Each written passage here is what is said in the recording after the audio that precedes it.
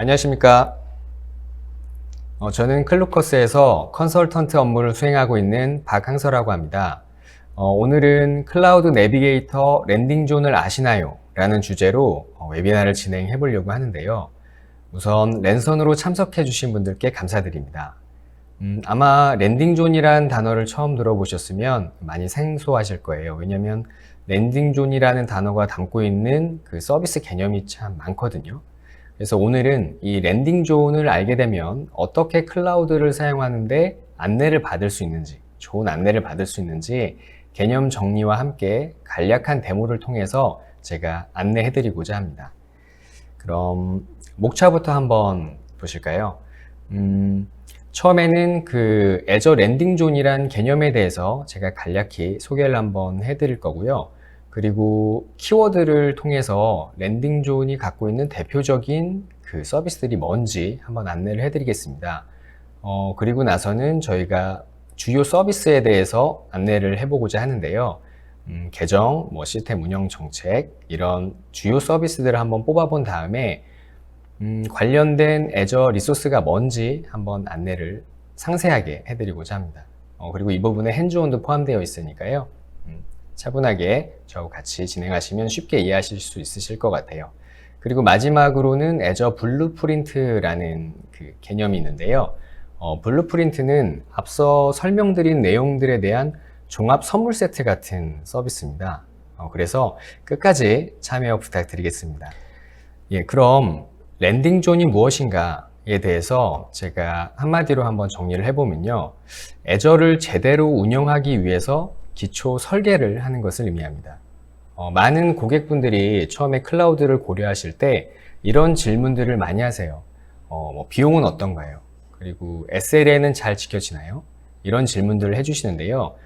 랜딩존에서는 조금 관점이 다릅니다. 그러면 어떤 관점을 갖고 있는지 살펴보겠습니다. 제가 이 관점을 좀 더 쉽게 전달드리기 위해서 크게 4가지 키워드를 한번 뽑아봤습니다. 계정 권한에 대한 부분도 있고요. 보안, 운영, 로그 중앙화 이런 내용들이 있는데요. 아마 온프레미스 환경에서라면 시스템 취약점 진단이나 컴플라이언스나 로그 관리 시스템 등이 아마 고려됐을 것 같아요. 그래서 이 랜딩존에서는 질문이 조금 달라집니다. 운영자는 누군지, 클라우드 운영자 있잖아요. 또 클라우드 운영자에게 권한을 누구에게 얼마만큼 줘야 되는지, 또 시스템 접속 기록은 얼마만큼 보관할지, 데이터에 대한 암호화는 필요한가, 또 로그는 얼마나 오래 보관할 거고 어떤 운영 로그를 따로 모니터링 할까, 이러한 질문들이 이제 나오기 시작하고요. 이런 키워드에 대한 해답을 찾아서 저희 클라우드에서 기초 환경을 구성하는 것이 바로 랜딩존이라고 할 수 있겠습니다. 그래서 제가 앞으로 랜딩존이라고 말씀드리면 이러한 개념들을 다 포함하고 있다라고 이해해 주시면 될 것 같아요. 그럼 여기서 한 가지 문제가 있습니다. 문제는 이런 키워드들을 잘 관리해야 된다는 건 이미 알고 계세요. 근데 도대체 어떻게 해야 되느냐? 그리고 막상 이런 키워드를 그 클라우드에서 해결하려고 하시면 막연하다라는 느낌을 많이 받습니다. 지금 보시는 화면은 제가 애저에 대해서 소개하면서 가장 많이 활용하는 이미지인데요. 이 막연함을 느끼는 이유는 바로 애저가 600개 이상의 클라우드 서비스를 제공하는 플랫폼이기 때문입니다. 이 많은 리소스들 중에서 도대체 랜딩존을 구성하기 위해서 어떤 리소스가 어떻게 활용돼야 할지 참 쉽게 알기가 좀 어렵죠. 그래서 저는 아마 이러한 점 때문에 저희 파트너가 존재하는 게 아닌가라고 생각을 하고 있습니다. 그리고 참고로 제가 앞으로 이 리소스라는 단어를 많이 사용할 텐데요. 지금 보시는 아이콘 하나가 그 특정 클라우드 서비스를 의미하고요. 이 서비스를 개수별로 제가 만약에 웹 서비스를 2개를 사용한다 이러면 리소스 2개를 사용하고 있다 라고 표현을 합니다. 이 점도 참고하시면 좋을 것 같아요. 그럼 제가 지금까지는 그 랜딩존이 무엇인지 말로만 설명을 드렸는데요. 지금부터는 실제 아키텍처를 한번 보면서 진행하도록 하겠습니다. 지금 보시는 게 그 랜딩 존에 대한 기초적인 아키텍처라고 보시면 됩니다. 이 아키텍처 안에는 애저 액티브 디렉토리도 있고요. 키볼트, 시큐리티 센터, 폴리시, 로그 아날리틱스 등이 있는데 이 애저 클라우드 아키텍처에 대한 그 이해도가 아직은 만약에 없다고 한다면 좀 어렵게 느껴질 수가 있어요. 그래서 이거를 제가 한번 기능별로 쉽게 풀어보겠습니다. 저희가 애저를 사용한다 그러면 그 밑에 과금이 되는 기준인 그 서브스크립션이 있고요. 그리고 여러 리소스들을 담는 폴더 역할을 하는 리소스 그룹이 있습니다. 그리고 그 밑에는 리소스 간 통신을 어떻게 제어할까 라는 부분에 가상 네트워크 환경이 있거든요. 만약에 이 부분에 대해서 조금 아직 이해가 안 된다 라고 하실까봐 제가 한 가지 예를 한번 들어보겠습니다. 만약에 제가 지금 책상 위에 있는 노트북을 새로 샀다고 해볼게요. 여기에 윈도우가 깔려 있을 거고 처음 접속하게 되면 제가 사용자 계정을 등록하게 됩니다. 그리고 새로 샀으니까 이제 와이파이가 연결 잘 되는지 한번 봐야 되겠죠. 또 어떤 경우는 폴더를 만들어서 뭐 게임을 다운받으면 이 폴더에 설치를 해야지라고 계획을 세웁니다. 또 뭐 디스크가 하나 더 있다면 C 드라이브, D 드라이브가 있고 뭐 파일이 용량이 큰 건 D 드라이브에 넣어야지 이렇게 계획을 세우잖아요. 애저도 마찬가지입니다. 애저도 이러한 계획을 세우기 위해서 지금 화면에 보시는 것처럼 실제 운영 시스템이 네트워크 환경으로 오기 전에 사전 계획을 세우는 것을 의미합니다. 그럼 지금부터는 저하고 같이 이 랜딩 존을 실제로 설계하는 과정을 한번 쫓아가면서 랜딩 존이 무엇인지에 대해서 자세히 알아보도록 하겠습니다. 일단 처음에 제가 설계할 내용은 계정 권한 관리라는 부분입니다.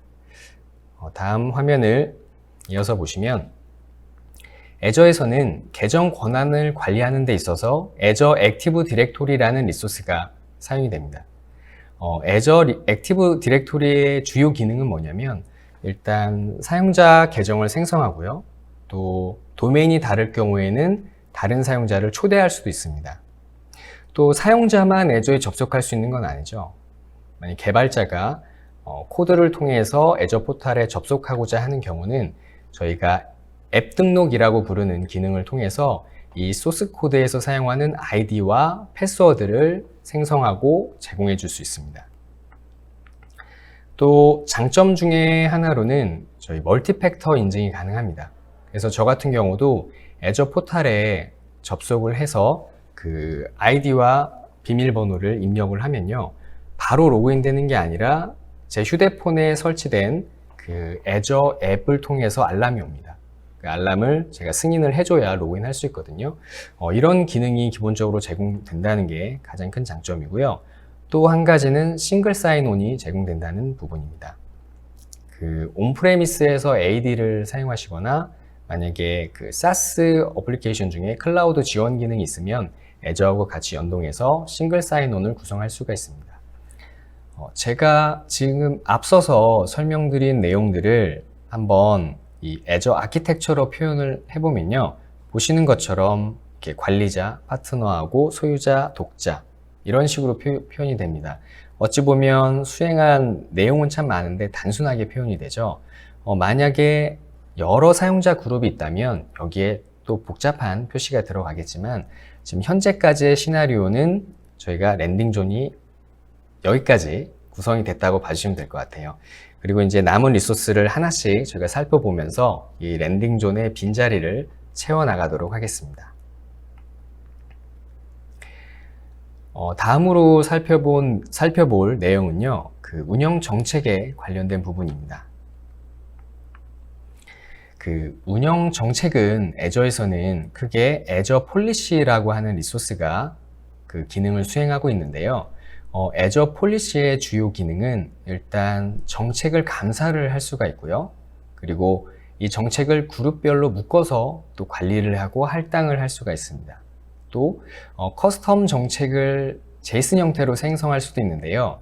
지금 제가 이렇게 말로 전달드리면서도 머릿속에 쉽게 그려지지 않을 것 같아요. 그래서 이 부분은 제가 잠시 후에 핸즈온을 통해서 한 번 더 안내를 해드리겠습니다.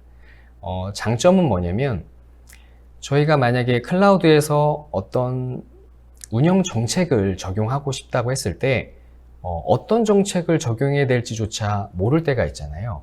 잘 관리를 하고 싶은데 도대체 뭘 감사를 해야 될지 모르겠다라고 할 때 그 애저 폴리시에서는 국제 표준에 맞는 정책들을 패키지 형태로 제공을 해줍니다. 그래서 만약에 제가 ISO 27001에 해당하는 그 운영 정책을 클라우드에 적용해보고 싶다라고 하면 저 패키지 안에 있는 정책들을 할당을 해주면 되거든요. 이 부분도 잠시 후에 안내를 드릴게요. 그러면 제가 핸즈온으로 넘어가기 앞서서 이 애저 폴리시가 어떻게 동작하는지 한번 안내를 해드려야 될 것 같아요. 그 애저 포털의 리소스가 어떤 식으로 관리되는지부터 저희가 한번 짚고 넘어가야 되는데요. 지금 보시는 화면에 위쪽이 바로 애저 포털에 배포된 가상 머신에 대한 기록입니다. 그리고 아래쪽은 애저 폴리시에서 그 정책을 새로 하나 만든 거거든요. 근데 위에 보시면 알겠지만 애저에서는 애저에 배포된 리소스나 아니면 변경되는 설정, 그리고 활동 로그 이러한 것들이 모두 보시는 것처럼 제이슨 형태로 배포가 되어 있습니다. 그럼 아래 보시면 애저 폴리시는 똑같은 제이슨 형태로 되어 있잖아요. 뭔가 애저 포털에서 행위가 있었을 때 그게 제이슨 형태로 기록이 되거나 신규 배포가 발생할 건데 배포가 되기 전이나 배포된 후에 애저 폴리시에 정의된 제이슨이 한번 필터링을 해주는 겁니다. 필터링을 해서 이 필터링된 내용을 감사만 할지 아니면 아예 행위 자체를 못하도록 디나이를 할지 애저 폴리시에서 결정을 하게 되는 거죠. 제가 이 이후로도 시큐리티 센터나 그 블루프린트 같은 다양한 리소스들을 소개해 드릴 텐데요. 이 리소스들 모두 다 이 애저 폴리시라는 기능이 전제가 됩니다. 예를 들어서 여러 정책들이 있어요. 근데 여러 정책들 중에서 제가 보안 관련된 정책들만 따로 추려서 모아놓고 또 보안을 해야 되니까 모니터링 시스템을 붙이고 또 알람 기능까지 넣으면 이게 바로 시큐리티 센터라고 하는 또 서비스가 됩니다. 그러니까 제가 이 설명을 왜 드렸냐면요. 이 애저 폴리시에서 여러 가지 정책들을 관리하는데 그 정책들 중에서도 특정 목적에 맞는 애들 추려서 또 다른 그 서비스에서 활용을 하고 있다는 점을 말씀드리기 위해서 한번 안내를 드렸습니다. 그러면 제가 다음부터는 실제 핸즈온을 통해서 한번 안내를 해드릴게요. 지금 보시는 화면이 그 애저 폴리시라고 하는 서비스의 메뉴입니다. 지금 이렇게 정책이라고 표시가 되어 있고요. 이 애저 폴리시 안에 들어오게 되면 일단 이렇게 숫자들이 좀 보이죠? 이 숫자들이 의미하는 건 뭐냐면 현재 146개의 감사 정책이 있는데 제가 140개를 못 지키고 있고요. 준수하는 건 6개 뿐이네요. 지금 원래 이렇게 운영하면 안 되는데 지금 데모 환경이라 괜찮습니다. 그리고 준수한 내용과 준수하지 않은 내용들이 표시가 될 거고요. 제가 한번 정의 메뉴로 이동을 해 볼게요. 정의는 뭐냐면 정책 정의와 이니셔티브 정의가 있잖아요. 정책은 제가 앞서 보여드린 장표에서 있는 하나의 그 제이슨, 이 필터링을 하는 제이슨이 하나가 정의가 되면 이게 정책 하나가 되는 거고요. 이 정책들이 여러 개 모이면 이 그룹을 이니셔티브라고 부릅니다. 그래서 지금 아이콘이 이렇게 편지 봉투에 들어가 있는 이런 종이 모양이 바로 이니셔티브고요. 그리고 이렇게 종이 한 장으로 표시되는 게 정책이라고 보시면 됩니다. 그럼 제가 지금 여기서 실제 정책 하나를 배포를 해 볼게요. 지금 정책을 배포하기 위해서는 일단 정의 위치를 선택을 해야 되고요.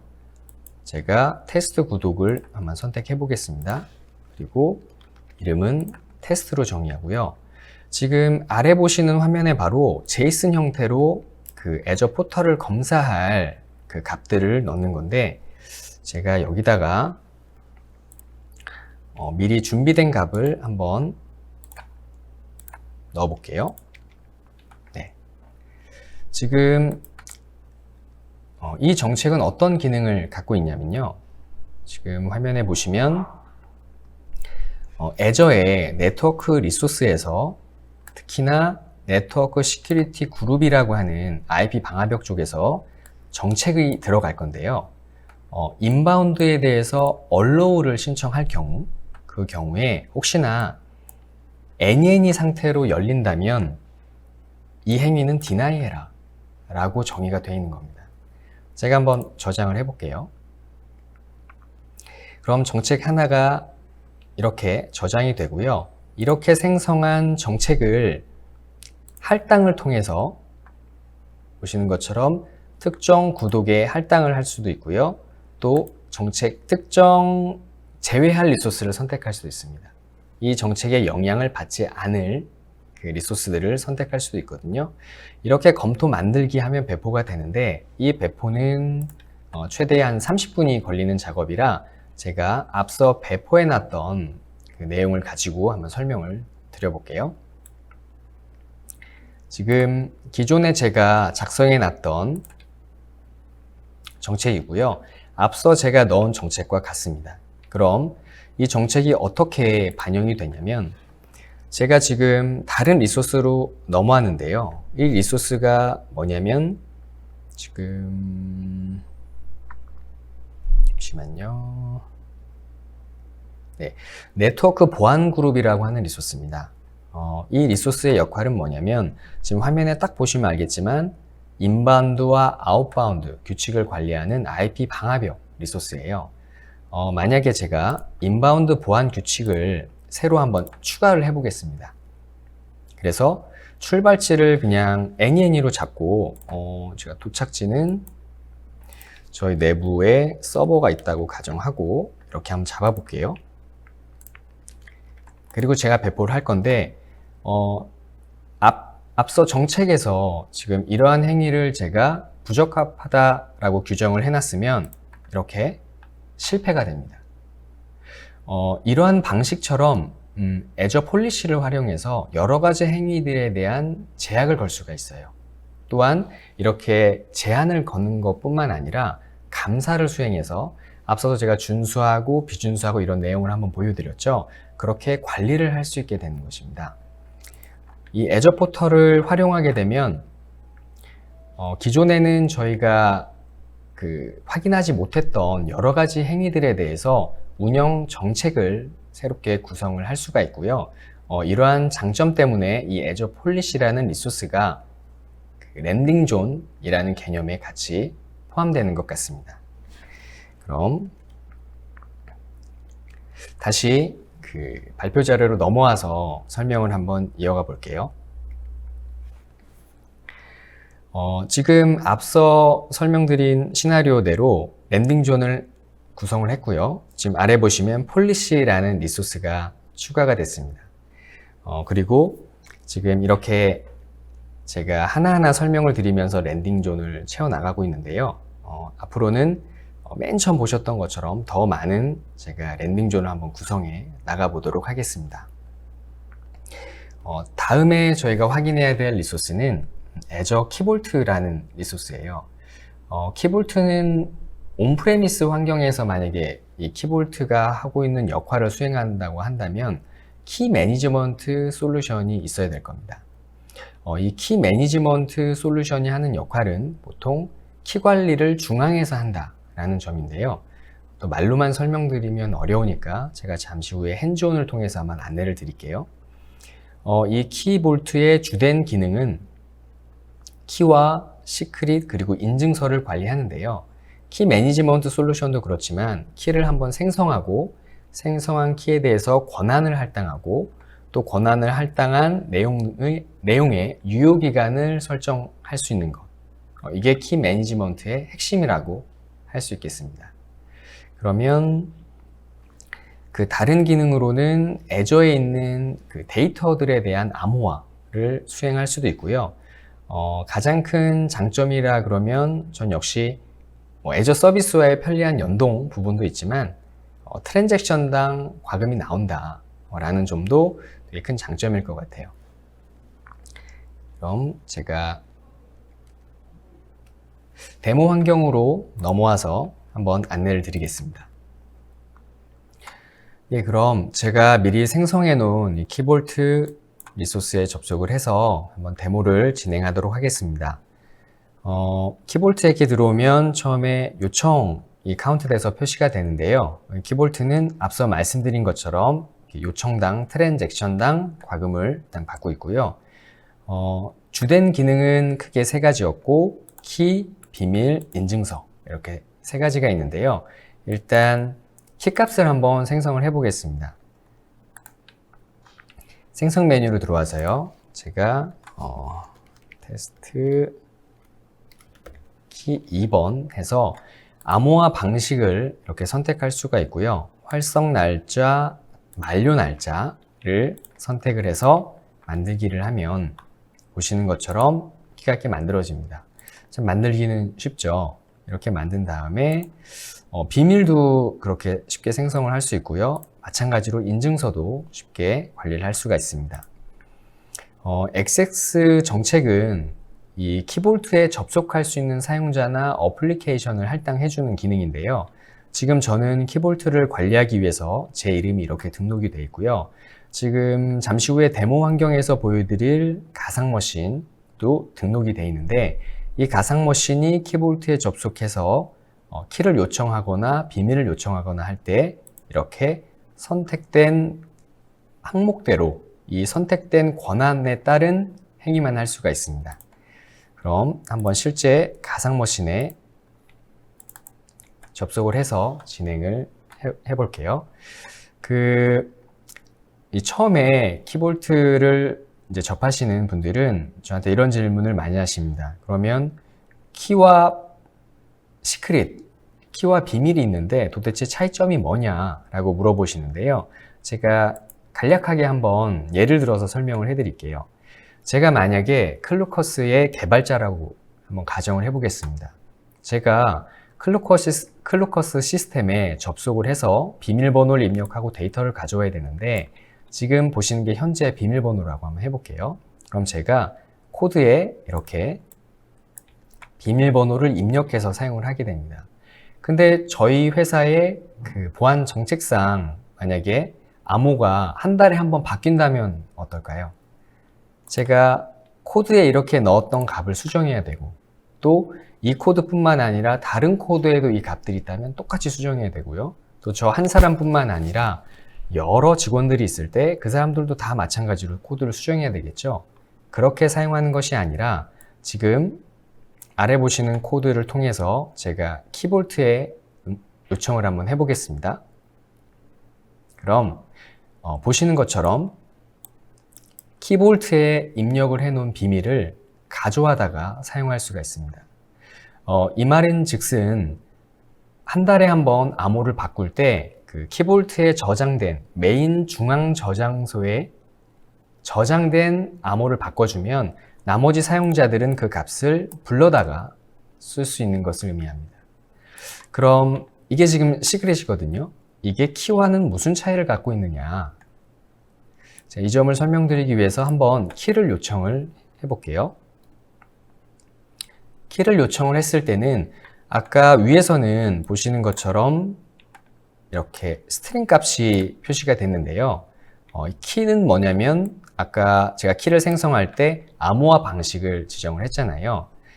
다시 한번 예를 들어서 제가 만약에 클루커스 직원이 아니라 외주 개발자라고 해보겠습니다. 외주 개발자라고 해도 개발을 위해서 클루커스의 시스템에 접속을 해야 된다고 했을 때 제가 비밀번호를 몰라도 이렇게 암호화된 형태의 값만 있으면 이 값으로 접속을 해서 사용을 할 수가 있습니다. 실제 이 암호가 뭔지는 키볼트 관리자만이 알 수 있겠죠. 그럼 다시 한번 발표 자료로 넘어가서 설명을 이어가도록 하겠습니다. 지금 제가 데모 환경을 통해서 보여드린 시나리오대로 한번 랜딩 존을 구성을 해보면요.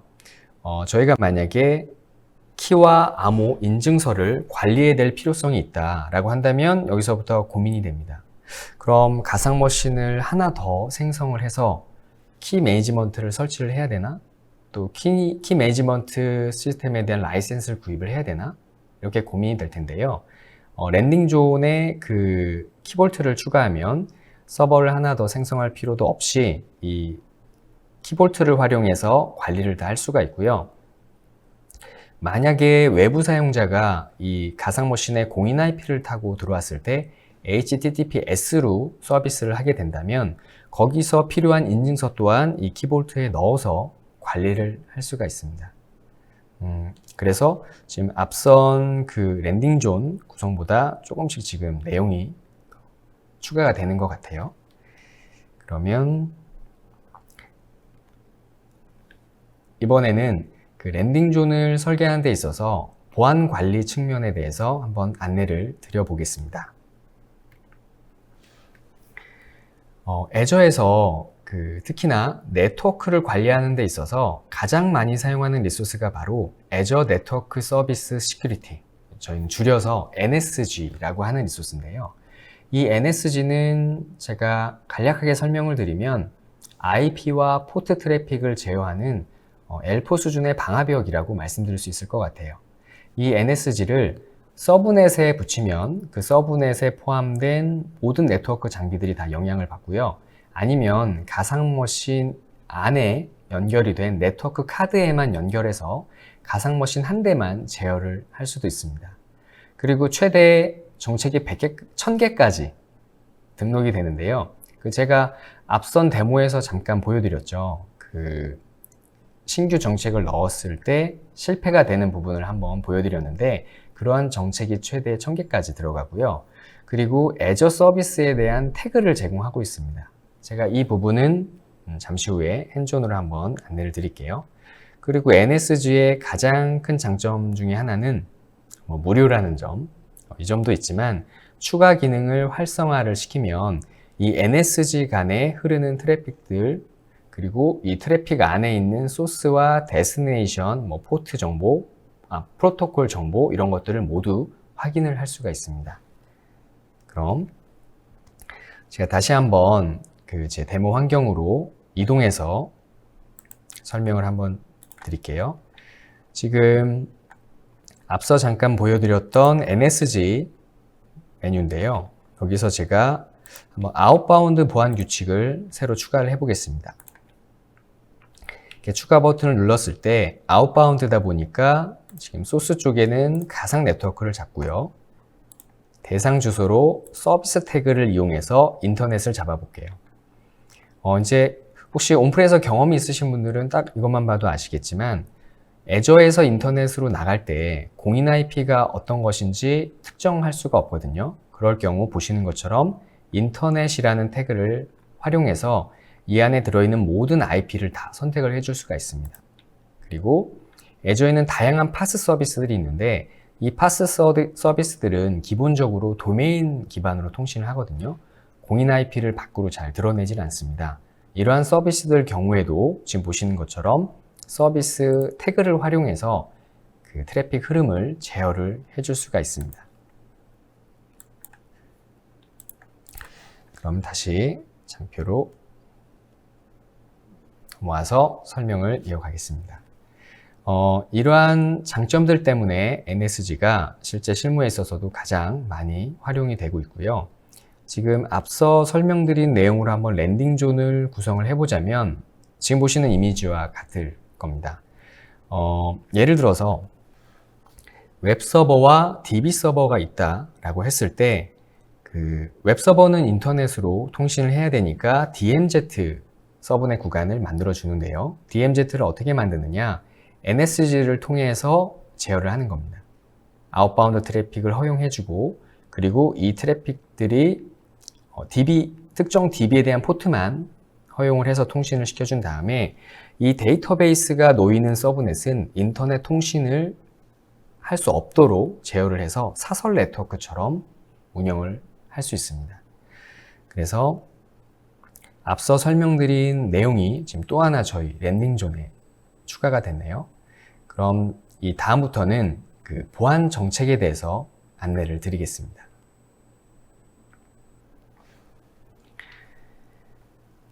애저에서는 이 보안 정책들을 다 모아서 애저 시큐리티 센터라는 리소스에서 그 관리를 하는데요. 이 애저 시큐리티 센터의 주요 기능은 지금 보시는 것처럼 여러 가지가 있는데, 일단 클라우드에 있는 리소스들에 대한 보안 감사를 진행하고요. 그리고 분석된 내용을 다 점수로 환산해서 보여줍니다. 또 하나의 기능은 이 국제 표준 패키지를 또 애저 폴리시처럼 제공을 해주거든요. 예를 들어서 제가 클로커스의 보안 담당자라고 했을 때 우리 회사의 시스템이 ISO 27001을 이 기준을 지키면서 클라우드 시스템을 운영하고 싶다라고 했을 때 이 국제 표준에 해당하는 정책이 뭔지 그룹핑을 해서 보여줍니다. 이렇게 패키지 형태로도 사용할 수 있고요. 장점은 뭐냐면 저희가 보안 경고 발생 시에 그 알람을 만들어낼 수가 있습니다. 그리고 업무 자동화 구축 가능이라고 지금 되어 있는데요. 예를 들어서 시큐리티 센터에서 알람이 발생했을 때 저희가 바로 이어서 뭔가 하고 싶은 조치들이 있잖아요. 이 조치들을 자동화한 워크플로우를 만들 수 있도록, 자동화 워크플로우를 만들 수 있도록 이 리소스 간 연결 기능을 제공해주고 있습니다. 제가 참 말로 설명드리려니까 어렵네요. 이 부분도 제가 잠시 후에 그 포털을 통해서 한번 안내를 드릴게요. 그리고 가장 큰 장점은 뭐냐면 바로 애저 디펜더라고 할 수 있겠는데요. 애저 디펜더는 뭐냐면 저희 온프레 환경에서 살펴보면 IDS 장비와 유사합니다. 악성 행위를 탐지해서 저한테 알림을 주는 그런 기능이고요. 이 애저 디펜더는 또 리소스별로 과금이 돼서 제가 서버가 1000대가 있어도 그 중에서 한 대만 관리하고자 라고 한다면은 한 대당 한 16,000원 꼴로 관리를 할 수가 있습니다. 그리고 이렇게 말씀드린 것처럼 리소스별 과금이 된다라는 점을 알고 가시면 좋을 것 같고요. 그럼 제가 다시 한번 포털로 넘어와서 이 보안센터, 시큐리티 센터가 뭔지 한번 설명을 드릴게요. 지금 보시는 화면은 시큐리티 센터에 들어왔을 때의 화면인데요. 앞서 잠깐 설명드린 것처럼 현재 보안 위주의 정책들이 얼마만큼 준수되고 있는지 평가를 해서 점수로 표현해 줍니다. 지금 저는 33점 정도 받고 있네요.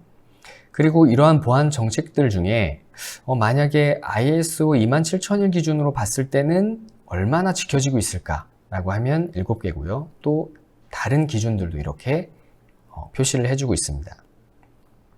또 아래 보시는 화면이 애저 디펜더인데요. 지금 애저 디펜더에서 11일 날 경고가 한 차례 있었네요. 이 부분은 잠시 후에 한번 설명을 드릴 거고요. 지금 인벤토리 항목에는 헬시라고 해가지고 이 애저 시큐리티 센터의 보안 점검을 받고 있는 리소스가 몇 개인지 체크를 해주고 있습니다. 그러면 제가 주요 기능 중에 하나라고 설명드렸던 애저 디펜더로 한번 이동을 해볼게요. 지금 애저 디펜더로 오시면 위에 보이는 것들이 바로 애저 디펜더로 관리할 수 있는 리소스들이고요. 지금 현재 4개 서버가 관리를 받고 있네요. 그리고 제가 보니까 보안 경고가 생성이 됐었고, 보안 경고 중에 그 상세 내용을 한번 지금 화면 우측에 있는 이 내용을 클릭해서 확인을 해 보겠습니다. 지금 보시면 이 보안 경고는 특정 IP를 블로킹 해야 된다라고 제안을 해주고 있네요. 제가 다시 한번 눌러서 상세 내용으로 이동을 해 보겠습니다. 이 알람은 일단 모니터 VM이라고 하는 가상 머신에서 일어난 악성 행위고요. 이 행위가 일어난 시점이 나와 있고, 지금 옆에 화면을 보시면은 디테일 란에 IP라고 있습니다. 제가 이걸 클릭을 해보면 보시는 것처럼 출발지 IP 그리고 지역이 나와 있어요. 위에 보시면 22번 포트가 다 데스티네이션 포트니까요. 이 내용으로 해보건대 무차별 대입 공격이 있었네요.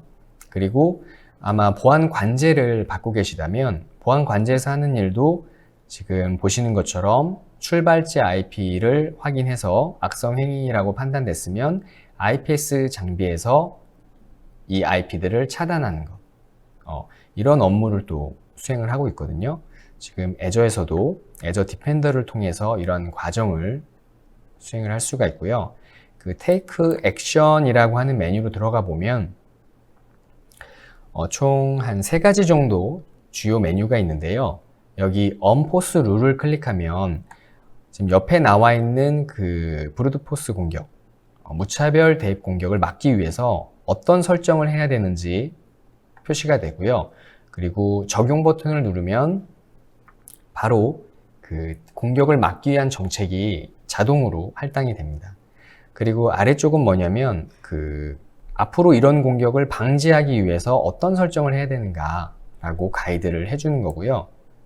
제가 하나 눌러서 들어가 보면 디스크 암호화를 적용하는 게 좋다라고 가이드를 하면서 작업 수행을 누르면 현재 이 암호화를 할 수 있는 메뉴로 이렇게 이동이 됩니다. 이런 식으로 가이드가 된다라는 점을 아시면 좋을 것 같고요. 그리고 제가 아까 자동화에 대한 이야기를 잠깐 했었는데요. 지금 트리거라고 나와 있죠. 제가 한번 트리거 로직 앱 버튼을 눌러서 제가 데모 환경에서 구성해 놓은 로직 앱을 한번 선택을 해 볼게요. 그리고 제가 트리거 버튼을 눌렀습니다. 그럼 트리거가 됐잖아요. 한번 로직 앱으로 들어가 볼 건데요. 이 로직 앱은 시큐리티 센터와는 다른 또 다른 기능을 갖고 있는 리소스입니다. 이 로직 앱이 하는 역할은 뭐냐면 제가 앱 디자이너를 통해서 한번 안내를 드릴게요. 지금 디자인이 어떻게 되어 있느냐, 시큐리티 센터에서 알람이 만들어지거나 트리거가 생성이 됐을 때 메일을 보내라, 이런 식으로 디자인이 되어 있습니다. 그래서 이 로직 앱이 하는 주된 역할은 뭐냐면 리소스들 간의 상호 연결을 시켜주는 기능을 해요. 그래서 이 로직 앱까지 잘 활용을 하면 뭔가 보안 이슈가 생겼을 때 저희가 뭐 수작업으로 업무를 수행하는 게 아니라 자동적으로 뭘 차단한다든지 아니면 뭘 생성해서 기록한다든지 이러한 업무 수행이 가능해집니다. 그럼 다시 한번 발표 자료로 넘어와서 남은 설명을 이어가도록 하겠습니다. 제가 앞서 말씀드린 시나리오가 지금 여기 표현이 되어 있는데요. 뭔가 악성 행위를 하는 사용자가 공인 IP를 통해서 가상 머신에 침입을 하려고 했을 때 IDS가 필요하다, 뭔가 이것을 탐지를 해야 되겠다 하면 시큐리티 센터를 활용해서 탐지를 했고요. 실제로 뭐 이걸 차단하는 등의 조치를 해야 된다 그러면 NSG가 IPS 역할을 해서 IP를 차단할 수가 있습니다. 그럼 이렇게 하나의 경고가 발생한 것을 트리거로 삼아서 로직 앱으로 전달하고요. 로직 앱은 알람을 만들어서 관리자에게 이메일을 전달하는 그러한 시나리오입니다. 그래서 지금 저와 같이 이 랜딩 존을 그려나가고 있는데요. 사실 실무하고 크게 다르지 않습니다. 고객분들이 원하시는 시나리오에 따라서 저희가 이런 리소스를 생성하고 그 안에 상세 내용을 하나씩 설정을 해 나가는 거거든요. 그러면 시큐리티 센터는 이만 마치고 다음부터는 로그 관리에 대해서 한번 안내를 드려보겠습니다.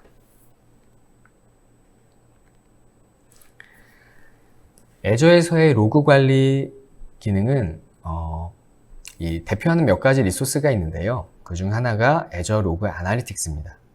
로그 아날리틱스의 역할은 일단 로그를 수집하고 수집한 로그를 저장하고요. 이 저장된 로그를 필터링해서 차트로 만들거나 아니면 타임테이블로 또 만들 수가 있습니다. 또 이렇게 하나의 차트가 나오면 이거를 애저 대시보드와 연동을 시켜가지고 깔끔하게 표현이 되도록 만들어줄 수도 있어요.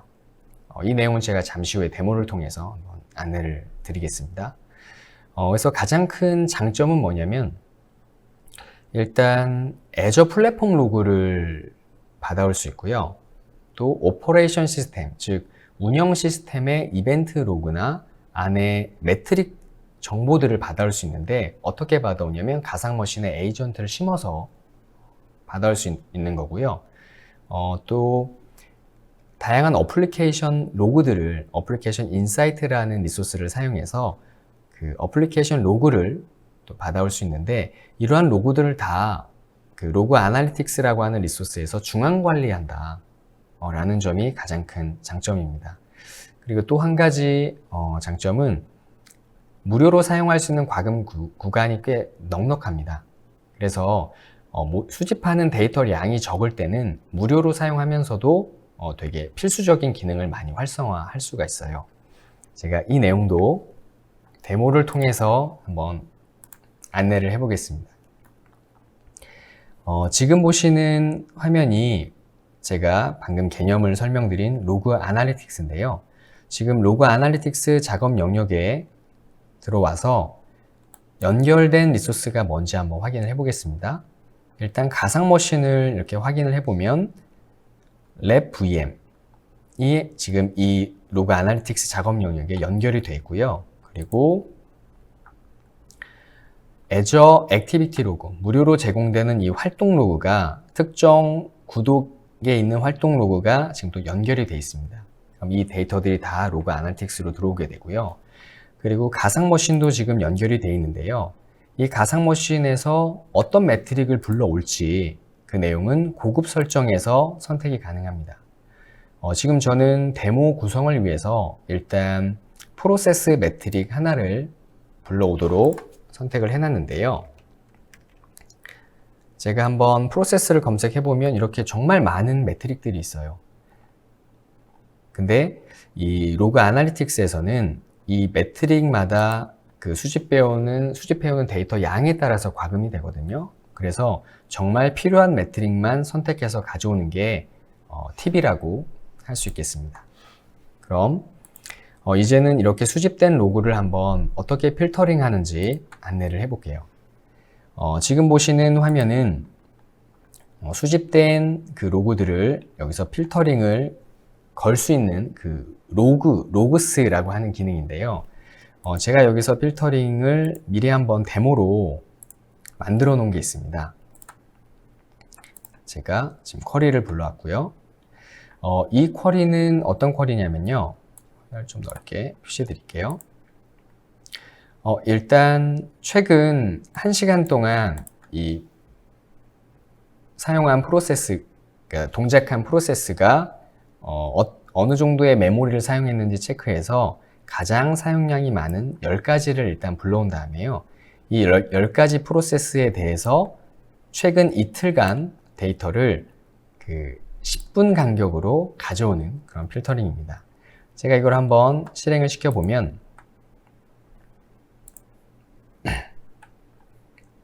잠시만요. 네. 앞서 살짝 장애가 있었는데요. 지금 보시는 것처럼 차트 형태로 로그를 그려나갈 수가 있습니다. 그리고 이렇게 나온 차트를 내보내기로 CSV로 내보낼 수도 있고요. 또 대시보드에 한번 고정을 해볼게요. 지금 대시보드 중에 여러 사람한테 공유가 되어 있는 대시보드를 선택해서 제가 고정을 누르면 이렇게 필터링된 내용이 대시보드에 표시가 됩니다. 이게 제가 데모 환경에서 기존에 구성해 놓은 대시보드고요. 보시면 CPU, IOPS, 네트워크 인아웃도 있고 앞서 설명드린 액티비티 로그도 쌓이고 있고요. 지금 맨 아래 방금 신규로 추가된 프로세스별 메모리 사용량 탑 10 정보가 있네요. 이게 한 가지 재밌는 게 이렇게 사이즈를 늘려서 볼 수도 있습니다. 커스터마이징이 가능한 화면이어서 자신이 원하는 대로 꾸며서 볼 수도 있고요. 지금 액티비티 로우 같은 경우에는 제가 작업을 하고 나서 뭔가 생성이 됐을 때 그 리스트를 불러오도록 해놨거든요. 근데 여기에 뭔가 실패한 이력이나 아니면 뭔가 삭제했을 때 이런 내용들도 다 필터를 걸어서 이렇게 표현을 할 수가 있습니다. 그럼 다시 발표 화면으로 넘어와서 설명을 이어가겠습니다. 앞서 보시는 것처럼 이 로그 아날리틱스의 장점은 애저와 관련된 모든 로그를 수집하고 이걸 필터링을 거쳐서 또 저장을 할 수도 있고요. 또 대시보드 형태로 꾸며주는 게 가장 큰 장점인 것 같아요. 지금 이 랜딩존 구성에서 보면 만약에 특정 고객사가 애저에서 나오는 액티비티 로그, 또 활동 로그 같은 기본 로그들을 1년간 보관해야 된다라는 시나리오라면 스토리지 어카운트에 저장을 할 수가 있고요.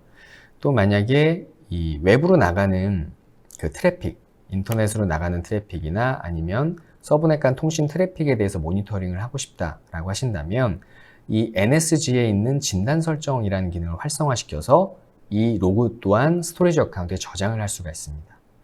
또 제가 앞서 설명드렸지만 스토리지 어카운트에 저장된 내용을 로그 아날리틱스로 불러다가 제가 방금 데모로 보여드린 것처럼 필터를 걸어서 대시보드화 시킬 수도 있어요. 그리고 지금 DB 서버에 대한 특정 그 매트릭들도 이 에이전트를 심어서 로그 아날리틱스로 가져오게 되면 최대 1년이 아니고 더 많은 기간 동안 730일 정도 되는 걸로 제가 기억을 하는데요. 이 보관 시나리오에 따라서 다양한 기간을 선택해서 보관을 할 수가 있습니다. 그래서 이러한 내용들 때문에 그 애저에서 로그 아날리틱스를 비롯해서 다양한 그 리소스들을 활용을 하는 거고요. 제가 지금까지는 이 랜딩존을 구성하는 데 있어서 제 입맛에 맞게 아니면 제 선택에 따라서 하나씩 뽑아서 제가 배포하고 그리고 설정하는 모습을 한번 보여드렸어요.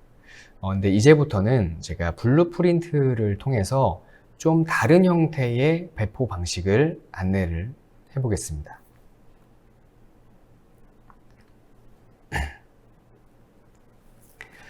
예, 지금 설명드릴 내용은 이제 애저 블루프린트라는 서비스인데요. 제가 앞서서 지금까지 해왔던 것들을 커스텀 디플로이먼트라고 한다면 지금까지 해왔던 내용들을 모두 템플릿에 넣어서 버전 관리도 하고 이걸 통해서 업데이트도 하고 배포도 한다면 이게 바로 애저 블루프린트라는 기능입니다. 제가 상세 내용을 한번 살펴볼게요. 애저 블루프린트의 주요 기능은 지금 보시는 것처럼 국제 표준 패키지를 제공하고 있습니다. 이건 앞선 그 애저 폴리시하고 지금 같은 부분이죠. 그리고 애저 폴리시의 정책을 또 활용해서 이 애저 블루프린트를 구성할 수도 있고요. 또 여기 보시면 정책 패키지의 버전 관리 업데이트라고 나와 있습니다. 이것도 제가 잠시 후에 데모를 통해서 한번 보여드릴게요. 가장 큰 장점은 뭐냐면 이 랜딩 존이라고 하는 리소스 그룹, 정책 그룹을요 하나의 패키지로 딱 감싼 다음에 얘를 버전 관리를 할 수가 있고 또 이 안에서 내가 필요한 리소스 아니면 필요 없는 정책을 조절을 하면서 저희 회사에 맞는 커스텀한 랜딩 존을 구성할 수 있다라는 부분입니다. 그럼 제가 데모 환경으로 넘어가기 앞서서 한번 개념 정리를 하고 넘어가 볼게요. 지금 백그라운드에 나와 있는 이미지가 제가 지금까지 앞서 구성해 놓은 랜딩 존입니다. 이 랜딩 존을 제가 목적에 맞게 구성을 할 수가 있어요. 예를 들어서 우리 회사는 정보보호 관리 체계에 맞게 랜딩 존을 구성해야 되겠다라고 한다면 그 관리 체계에 맞는 방식으로 랜딩 존을 구성할 수 있고, 아니 우리는 미국 의료정보보호법에 맞춰서 구성을 해보겠다라고 한다면 그 입맛에 맞는 리소스들을 뽑아서 저희가 랜딩 존을 구성할 수가 있는데요. 이런 구성 자체를 패키지로 다 묶어서 관리하는 게 바로 이 애저 블루프린트입니다. 그럼 지금부터는 그 데모 환경을 통해서 한번 안내를 드려보겠습니다. 예, 지금 보시는 화면이 그 블루프린트의 첫 메뉴인데요. 한번 자, 청사진 만들기를 눌러서 그러면 어떤 정책들이 있는지 한번 살펴볼게요. 지금 메뉴에 나와 있는 게 빈 청사진인데, 빈 청사진을 누르게 되면은 이거는 아무런 그 리소스가 설치되지 않은 그 청사진을 앞으로 그려 나갈 수 있는 형태의 백지장이 나오는 거고요.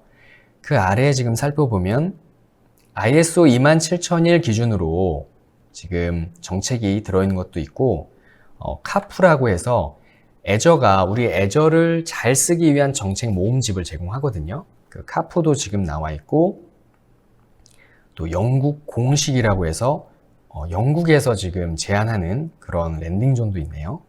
이렇게 다양한 랜딩존을 선택해서 구성을 할 수가 있는데, 제가 한번 하나 눌러보겠습니다. 정보보호관리 체계를 선택을 해볼게요. 일단 관리 체계 내용을 보기 위해서 여기서 원하는 값들을 넣어보고요. 그러면 지금 정보보호 관리 체계를 충족하기 위해서 어떤 정책들이 있느냐. 지금 보시는 것처럼 이렇게 그룹핑이 되어 있습니다. 보시면 스토리지 계정의 그 스큐도 관리를 해야 되고요. 가상 머신 크기도 지금 체크를 해야 되는 거고, SQL 서버가 있다면 위협 탐지 기능도 배포를 해야 되고, 이 내용들이 모두 ISO 27001에서 관리하고자 하는 영역이다 라는 거고요. 이렇게 패키지 형태로 제공이 되고 있습니다. 그럼 제가 이번에는 기존의 데모 환경으로 배포해 놨던 청사진을 한번 수정을 해 볼게요. 지금 데모 vnet이라고 하는 저한테 청사진이 있고요. 이 청사진을 한번 편집을 해 보겠습니다. 지금 아티팩트라고 하는 게 이 청사진 안에 들어있는 내용들인데요. 지금 보시면 리소스 그룹이 생성이 되고 그 안에 NSG와 VNet이 또 생성이 되고 서브넷도 만드는 그런 배포 템플릿이 들어있네요. 그 아래는 또 정책이 있습니다. NSG를 관리하는 정책. 이 정책은 제가 앞서서 애저 폴리시 보여드렸을 때 그 정책이거든요. 여기에 제가 한번 아티팩트를 추가해 보겠습니다. 역할 할당이 아니라 제가 정책 할당을 해서요.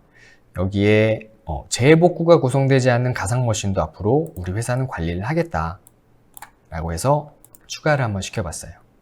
그리고 이제 저장을 하면 되는데 아마 그 템플릿하고 정책이 어떤 차이인지 모르실 것 같아서 제가 한 번 더 설명을 드리면, 템플릿은 실제 이 리소스를 배포하는 겁니다. 그래서 지금 보시면 배포될 내용들이 이렇게 제이슨으로 짜여져 있는 것을 볼 수 있을 거예요. 그럼 이 정책은 뭐냐? 얘는 이 배포된 리소스들을 잘 관리하기 위한 정책. 앞서 애저 폴리시에서 보여드렸던 그 정책이거든요. 그렇게 정책이 같이 담겨 있습니다. 제가 초안을 한번 저장을 시켜 볼게요.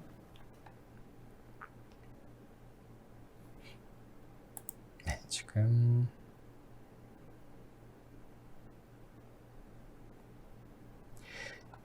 저장이 다 끝났고요. 그러면 이 저장된 내용을 한번 게시를 해 보겠습니다. 여기서 게시는 뭐냐면 버전 관리를 한다는 거거든요. 마지막 버전이 4였으니까 제가 5로 올려서 저장을 해 볼게요. 저장을 하고, 그럼 버전 이제 5가 된 거를 저희가 확인할 수 있고요. 기존에 이 정책이 할당된 내용을 한번 보겠습니다. 이 청사진이 지금 AKS라고 하는 이 구독에 할당이 되어 있는데요. 버전은 3이 되어 있네요. 그럼 제가 이것을 방금 수정한 버전으로 할당을 바꿔보겠습니다. 이런 식으로 버전을 바꿔서 전에 갖고 있던 그 블루프린트에서요, 변경된 내용만 새로 적용되도록 하는 거거든요. 그래서 정책이 적용되고 있고요. 네, 할당이 성공됐다고 나왔죠. 그럼 제가 이 부분이 실제로 애저 환경에서 어떻게 표현이 되는지 안내를 해보겠습니다. 제가 지금 리소스 그룹을 찾아가고 있고요. 리소스 그룹 중에서도 저 청사진의 영향을 받고 있는 리소스 그룹으로 봤습니다. 앞서 청사진에 정의된 대로 저 청사진을 배포를 하면 이렇게 보안그룹과 가상 네트워크가 실제 배포가 된 거고요. 아까 정책도 보셨잖아요. 지금 눈에 보이진 않지만 거기서 정의한 정책이 이 리소스에 영향을 미치고 있습니다. 그럼 제가 이 리소스를 눌러서 한번 보안 규칙을 추가해 볼게요. 앞서서 시도한 것처럼 NENE로 정책을 열어놓고 제가 새로 규칙을 추가하면 보시는 것처럼 제한이 걸립니다. 이 블루프린트에 같이 이 제한 정책이 들어가 있었잖아요. 그래서 다시 이제 발표 자료로 넘어와서 정리를 해보겠습니다. 앞서 보신 내용은 결국 뭐냐면 제가 지금 그 웹이나 처음부터 지금까지 쭉 이어왔던 모든 설정과 리소스 배포들을 이렇게 패키지 형태로 묶어서 블루프린트라는 이름으로 관리를 할 수 있는 것이고요. 버전도 정해서 제가 만들 수 있고 만약에 방금 아까 버전 5였는데 버전 2로 돌아가겠다라고 한다면은 이 버전을 누르고 할당을 했으면 그 과거 버전으로 돌아가되 변경된 부분만 수정이 돼서 배포가 되는 거고요. 이런 식으로 관리를 할 수 있기 때문에 저희 만약에 어떤 회사의 이 보안 정책과 운영 정책 이런 것들이 관련된 이 랜딩존은 이런 패키지 형태로 관리할 수 있다라는 점이 바로 이 블루프린트의 가장 큰 장점이 아닐까라고 생각을 해봅니다. 그럼 지금까지 저하고 이 랜딩존에 대해서 구성을 쭉 해왔는데요. 한번 마무리를 해보겠습니다. 이 랜딩존이란 무엇이냐면 결국은 애저를 잘 쓰기 위해서 필요한 리소스들을 사전에 설계하고 기초 공사를 해서 배포하는 것을 의미합니다. 그럼 블루프린트란 무엇이냐? 앞서 설명드린 것처럼 이렇게 클라우드를 운영하는 데 있어서 필수적으로 필요한 리소스나 정책들을 패키지로 관리하는 것을 의미합니다. 그래서 제가 이 랜딩존에 대해서 경험을 쌓으면 쌓을수록 한 가지 느끼는 점은 뭐냐면요.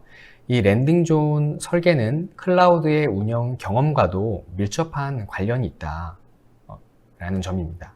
왜냐하면 클라우드를 운영해 봤더니 이 정책이 필요하다든지 아니면 이 리소스는 필수적으로 있어야 된다라는 부분은 경험을 통해서 저희가 알 수 있잖아요.